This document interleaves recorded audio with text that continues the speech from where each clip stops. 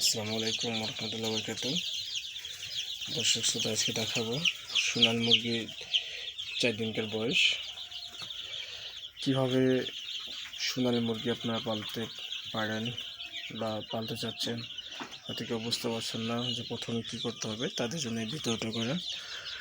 প্রথমে আপনাকে জায়গা নির্বাচন করতে হবে, শুকনো জায়গা, এবং যেন কোনো পিঁপড়া অথবা অন্য কোনো পোকামাকড় না আসে। এরপরে আপনাকে ছোট্ট একটু জায়গা করতে হবে যেন ঘনবসতি হয় এবং তাপ পায়। আপনি দেখতে পাচ্ছেন যে 200 পাওয়ারের বাল্বগুলো কিন্তু চলতেছে। তাপ কম পাইলে কিন্তু বাচ্চা মারা যাওয়ার সম্ভাবনা থাকে।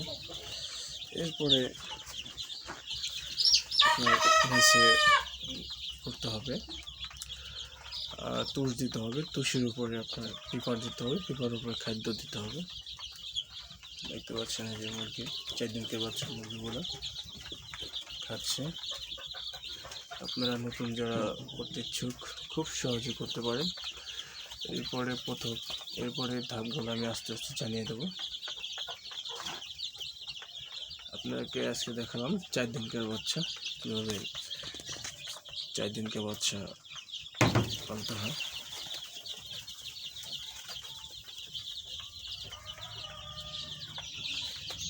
এবং 3 দিন পর পর আপনার এই পেপারগুলা, কাগজগুলো উঠাতে হবে যেন ঘাস না হয় বা দুর্গন্ধ না হয়। এদিকে খেয়াল রাখতে হবে, নাহলে কিন্তু বাচ্চার সমস্যা হতে পারে।